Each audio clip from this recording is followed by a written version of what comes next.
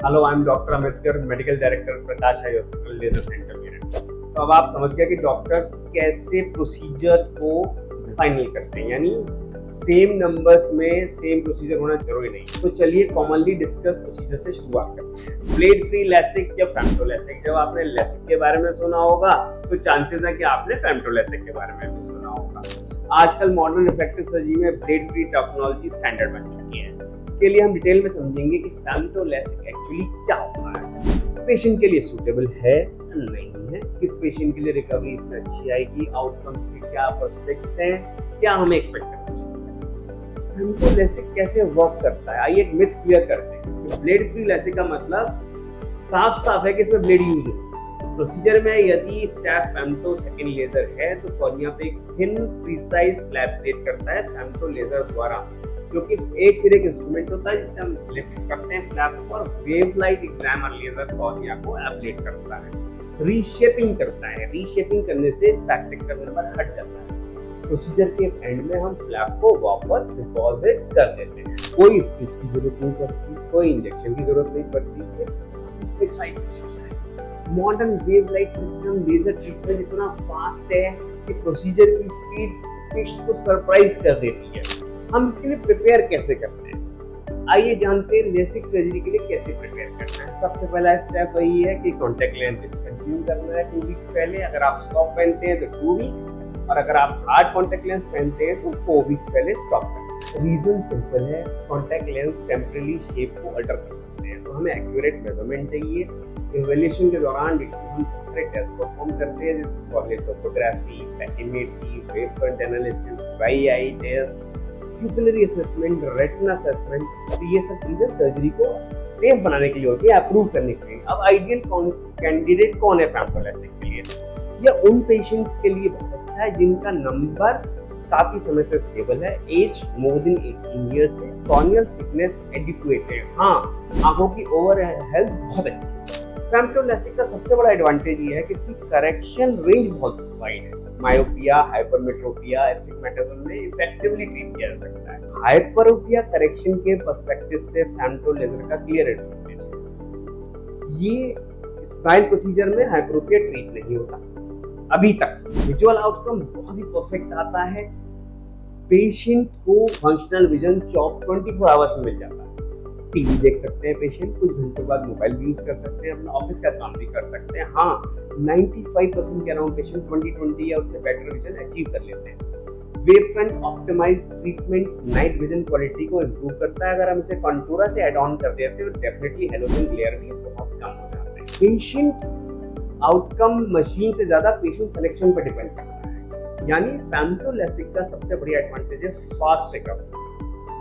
Day 0 पर generally rest treatment किया जाता है, उसके बाद कुछ घंटों तक केवल आंखों को रिलैक्स करना है। डे 1 पर पेशेंट फंक्शनल विजन पा जाता है, लेकिन फर्स्ट मंथ में हीलिंग और विजुअल स्टेबलाइजेशन कंटिन्यू रहता है और 1 to 3 मंथ्स में ये फाइनल स्टेबिलिटी अचीव हो जाती है। इसी वजह से फेमटोलैसिस को फास्टेस्ट रिकवरी प्रोसीजर माना जाता है और हम इसी में काउंट किया जाता है। अब हमें प्रिकॉशन क्या लेनी है? सबसे पहले सर्जरी सक्सेसफुल हो तो हीलिंग को प्रोटेक्ट करना भी उतना इम्पोर्टेंट है। सबसे इम्पोर्टेंट रोल क्या है? जो हमें आंखों को रब नहीं करना, पर्टिकुलरली फर्स्ट फ्यू वीक्स। फिर हमें करना क्या है भाई? हमें स्विमिंग अवॉइड करनी है, हमें कॉन्टैक्ट स्पोर्ट्स अवॉइड करने हैं, आई मेकअप अवॉइड करना है, आउटडोर जाते समय सनग्लासेस तो हमें वैसे भी पहनने चाहिए। आई ड्रॉप्स को हमें एग्जैक्टली टाइम पे डालना है। Anti inflammatory drops, antibiotic drops, lubricating drops are very very important. FemtoLASIK से टेम्परेरी ड्राइनेस होती है और पेशेंट में पहले से ड्राइनेस है, थोड़ा सा लगता है कि with time it taper of हो जाती है। तो जो हैवी स्क्रीन यूजर्स हैं, कॉन्टैक्ट लेंस यूजर्स हैं, उन पे सिम्टम्स बहुत टेम्परेरी होते हैं और हीलिंग के साथ ड्राइनेस इवैल्यूएशन अगर हमने प्रॉपर किया है तो ये इंपॉर्टेंट होता है और हीलिंग के साथ ये धीरे धीरे इंप्रूव होते चले जाते हैं। किसके लिए फेमटोलैसिक सूटेबल नहीं है? जिसकी कॉर्निया बहुत थिन है, केराटोकोनस लग रहा है, सीवियर ड्राई आई है, पेशेंट अगर प्रेग्नेंट है या ब्रेस्ट फीड करा रहा है या कोई ऑटो इम्यून कंडीशन है तो फेमटोलैसिक बेस्ट ऑप्शन नहीं है। इसलिए एवोल्यूशन प्रोसीजर उतना ही इम्पोर्टेंट है। अगर आप फास्ट रिकवरी चाहते हैं, अगर आप ब्रॉड करेक्शन रेंज चाहते हैं, हाइपरोपिया है अगर आपका यानी प्लस नंबर है, तो आप फेमटोलैसिक के लिए सुटेबल कैंडिडेट है।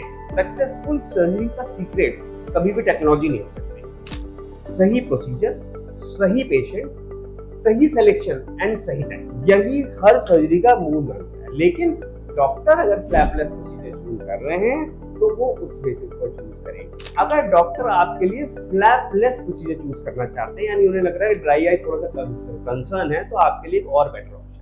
अभी हमने बात की फेमटोलैसिक की, साथ में हमें वेव फ्रंट ऑप्टिमाइज ट्रीटमेंट, क्योंकि फेमटो केवल फ्लैप बनाता है और बाकी treatment optimize wave front technology करती है। अब कुछ पेशेंट्स होते हैं कि डॉक्टर साहब मुझे नाइट में ग्लेयर एंड हेलो दिखाई देते हैं। कुछ पेशेंट कहते हैं मेरा एस्टिग्मेटिज्म बड़ा इरेगुलर सा है। कुछ पेशेंट्स कहते हैं डॉक्टर साहब क्या मेरे लिए कोई पर्सनलाइज्ड ट्रीटमेंट नहीं होता, मैं भाई जनरल में नहीं बैठना चाहता, मैं भाई प्राइवेट में बैठना चाहता हूँ, अपने पर्सनलाइज्ड कस्टमाइज्ड ट्रीटमेंट चाहिए। यहाँ बात आती है यानी जो हमारा स्टैंडर्ड ट्रीटमेंट है वो क्या करता है। स्टैंडर्ड ट्रीटमेंट हमारा चश्मे का नंबर करेक्ट करता है, लेकिन अगर हम बियॉन्ड उसके जाना चाहें तो कंटूरा एक अच्छा पॉइंट है, क्योंकि इसमें हमारी कॉर्निया के 22,000 यूनिक पॉइंट्स की मैपिंग होती है। और कंटूरा बेस्ड ट्रीटमेंट हमारी चश्मे के नंबर के साथ साथ हमारे एवरेजेंस को भी करेक्ट करता है, यानी नाइट टाइम हेलोज की चीजों को ठीक करता है, इर्रेगुलर एस्टिग्मेटिज्म को ठीक करता है। कौन से पेशेंट्स के लिए ज्यादा सूटेबल है। अब हमने कंटूरा प्रोसीजर स्टार्ट किया, हमने कर दिया, उसके बाद फायदा क्या हुआ? क्या फायदा ये हुआ कि अगर हम विजन हमारी 6/6 थी तो कंटूरा ट्रीटमेंट के बाद ये विजन 6/5 हो जाती है, यानी हमारी विजुअल एक्टिविटी क्वालिटी में तो इम्प्रूव करती है, यानी नाइट में हेलोज ग्लेयर की समस्या ऑलमोस्ट नेग्लिजिबल रहती है, विजुअल एक्टिविटी भी इम्प्रूव करती है। अब कौन इसके लिए सेलेक्टिव कैंडिडेट नहीं है? अगेन जो हमने आपको फेमटो में बताया कि फ्लैप हम बना रहे हैं, कंटूरा हम विदाउट फ्लैप कर सकते हैं अगर वो पीआर के प्रोसीजर होता है, उसमें तो हम थिन कॉर्नियाज में भी कर सकते हैं, लेकिन अदरवाइज ये फ्लैप बेस्ड प्रोसीजर है, यानी फेमटो हमने करा उसके बाद वो फ्लैप उठा के उसको स्टैंडर्ड ये कंटूरा कर दिया, तो विजुअल एक्टिविटी बढ़ गई। कॉन्ट्राइंडिकेशंस अगेन वही केराटिनोसिस के चांसेस हो तो हमें नहीं करना चाहिए, हमारी कॉर्निया की थिकनेस कम हो तो हमें नहीं करना चाहिए। कॉर्निया की थिकनेस अगर कम है तो हम पीआरके के साथ कंबाइन कर सकते हैं। अब हम पीआरके या स्ट्रीमलाइट के बारे में बात करेंगे, यानी जिनकी कॉर्निया थिन है उनको हम फ्लैप बेस्ड प्रोसीजर नहीं करते। तो आइए बात करते हैं हम स्ट्रीमलाइट पीआरके के बारे में। अब मान लीजिए असेसमेंट के दौरान आपकी कॉर्निया थिन आती है, इसका मतलब आपकी विजन करेक्शन संजीवनी के लिए आप फ्लैप बेस्ड कैंडिडेट नहीं है, ना तो आप स्माइल के लिए है ना फेमटो के लिए। तो पीआरके का रोल यही शुरू होता है। पीआरके मतलब सरफेस ट्रीटमेंट, ये इनके लिए बहुत अच्छा है। मिलिट्री पर्सन्स जिसको जाना है, जिसकी कॉर्निया थिन है, पीआरके को कई लोग कहते हैं भाई ये बहुत ओल्ड टेक्नोलॉजी है, मैं कहूँगा ओल्ड इज आउटडेटेड नहीं। अगर आपकी कॉर्निया थिन है तो इससे बढ़िया कोई ऑप्शन नहीं है। हजारों पेशेंट ऐसे हैं इनके लिए फ्लैप बेस्ड प्रोसीजर सेफ नहीं है, पीआरके ही एकमात्र सेफ प्रोसीजर है। कैसे काम करता है?